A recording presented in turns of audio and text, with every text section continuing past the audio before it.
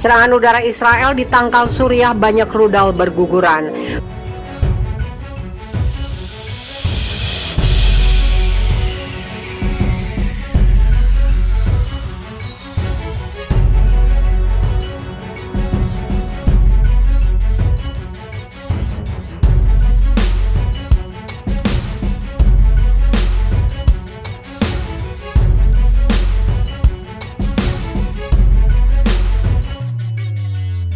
Pertahanan udara Suriah menahan dugaan serangan udara Israel yang menargetkan pangkalan udara T4 Suriah di dekat Hom, Suriah Barat pada Jumat 8 Oktober malam.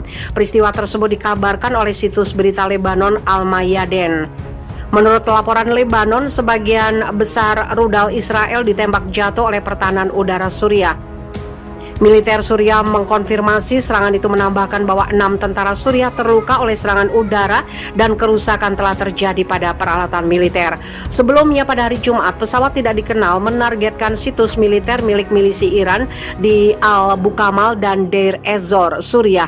Observatorium Suriah untuk Hak Asasi Manusia melaporkan. Kebakaran dilaporkan terjadi di satu lokasi, yaitu di sekitar rumah sakit. Al-Bukamal, wilayah di Suriah yang berbatasan dengan Israel, berada di bawah keadaan siaga. Menurut SOHR, penembakan yang intens terdengar di seluruh kota yang dilaporkan sebagai upaya milisi Iran untuk menargetkan pesawat tidak dikenal.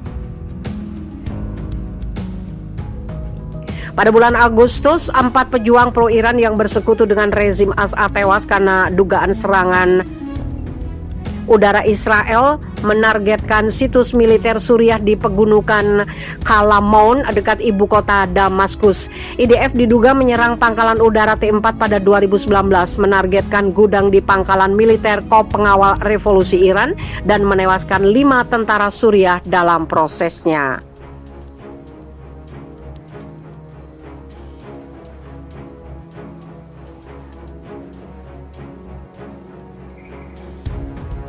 Taliban bersumpah berangus ISIS di Afghanistan. Seorang pejabat senior Taliban menyatakan kelompoknya akan memberangus kehadiran militan Islamic State of Iraq and Syria yang beroperasi di wilayah Afghanistan. Pernyataan itu disampaikan saat para pakar memperingatkan ISIS kemungkinan akan meningkatkan aktivitas dan serangan mereka. Seperti dilansir Arab News Sabtu 25 September, usai menumbangkan pemerintahan Afghanistan yang didukung Barat pada pertengahan Agustus lalu, menghadapi serangan mematikan di Bandara Kabul dan rentetan serangan bom di kota Jalalabad yang semuanya diklaim oleh ISIS Khorasan atau ISIS-K. ISIS muncul di Afghanistan pada akhir tahun 2014, namun kekuatannya menurun dari puncak tahun 2018 setelah serangkaian kekalahan besar yang dipicu Taliban juga pasukan Amerika Serikat di negara tersebut. Kelompok ISIS mengecam Taliban saat mengambil alih kekuasaan di Afghanistan dan mengkritik kepemimpinan Islami versi mereka sebagai aliran garis keras yang tidak memadai. Kekuatan ISIS-K sekarang diperkirakan oleh Perserikatan Bangsa-Bangsa mencapai kurang dari 2.000 personil dibandingkan dengan 100.000 petempur Taliban. Awal pekan ini juru bicara Taliban Zabihullah Mujahid mengecilkan ancaman ISIS dengan menyebut kelompok ini tidak memiliki kehadiran efektif di Afghanistan. Dia menyebut beberapa orang yang mungkin warga Afghanistan telah mengadopsi mentalitas ISIS dan menegaskan Taliban akan menghentikan mereka. Juru bicara Taliban lainnya, Bilal Karimi, yang merupakan anggota Komisi Kebudayaan Taliban, menjanjikan kelompoknya akan memberangus kehadiran ISIS. Segera mereka akan diberangus, tegas Karimi kepada Arab News. Kami meyakinkan orang-orang bahwa setiap kelompok yang ingin mengkonfrontasi kami akan dihukum, imbuhnya. Dalam pernyataan terpisah, para pakar memperkirakan ISIS akan menjadi ancaman besar bagi stabilitas pemerintahan Taliban di Afghanistan, terutama jika pemerintahan baru dijauhi seluruh dunia. Taliban akan segera melihat peningkatan aktivitas tajam dari ISIS-K. Rezim Taliban tidak diakui oleh dunia sejauh ini, dan ini menjadi ancaman potensial, sebut pakar politik yang berbasis di Kabul Ahmad Saedi. Lebih lanjut, dia menyebut Taliban menghadapi serangkaian gerakan pasukan anti-Taliban yang memiliki tempat spesial dalam rezim sebelumnya, seperti sisa-sisa tentara sebelumnya.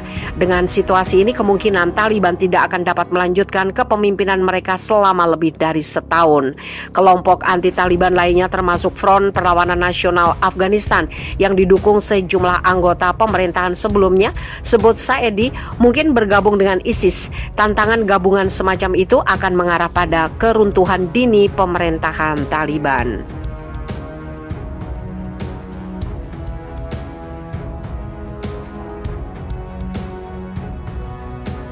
Taliban bunuh 4 penculik dan gantung mayatnya di alun-alun kota.